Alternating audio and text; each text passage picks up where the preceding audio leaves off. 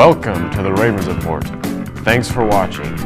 I'm Jared. And I'm Emily. It's Tuesday, June 7th, only 6 days to go until summer.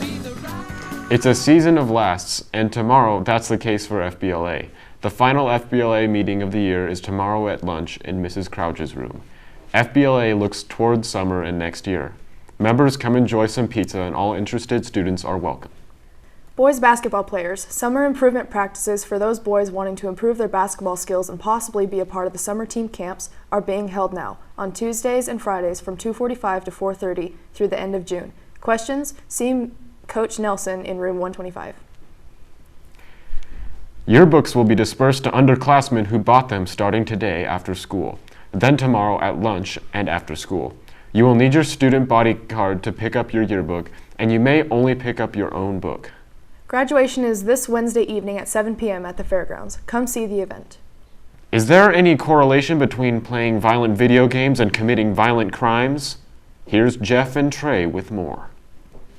With the growth of crime in the United States, many parents and teachers alike are afraid that the upward trend in crime is linked to violent video games and their effects on the youth brain. Although studies have proven that children that play violent video games have a higher chance of being more aggressive in social relations, there are rating systems to these games that blatantly point out the game's content. However, parents are complaining that these rating systems are poor in their descriptions and aren't clear enough as to what the game is about or what it will mean if their children are going to play it.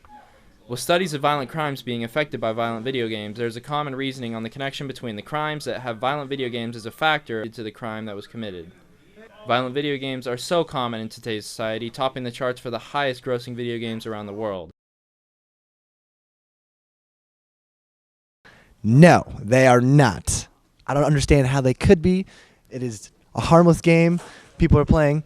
But when people go outside and then they actually think that it's real, that's where it's not okay. Well, I don't think it makes you more violent, but I can't imagine it makes you less violent.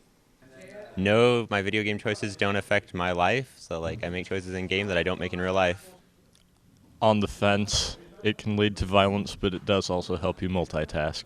As far as negative, I think it probably has a slight negative effect on people psychologically. I can't imagine that it has any positive effect that way, but probably no effect to slightly negative. I don't think it's as extreme as most studies say it is. Well, I think the first thing is to consider the idea of moderation. So I think too much of anything is bad. I don't think that there's anything inherently wrong with video games or having fun with that. I think that potentially it can build some skills, some whatever the hand-eye coordination or the team building or the working to do a thing. But I can also see how there'd be arguments that some of the things that you're asked to do in games can be a little bit questionable. I enjoy playing video games. I like them. I've played them since I was a kid, and clearly that worked to develop my brain in an excellent way. But I also know that last night I was slamming my mouse on the desk, and my wife asked me to calm down, so I don't really know. All games have an ESRB rating that states a summary of the negative content that's in the game. Some parents believe that this information is not enough to come to a conclusion. Many have used this as a basis to sue ESRB and video game production companies.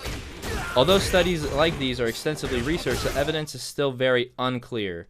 But the conclusion of this research is playing violent video games in youth years are a factor that contributes to committing violent crimes later in life or early in youth and can lead to more aggressive behavior.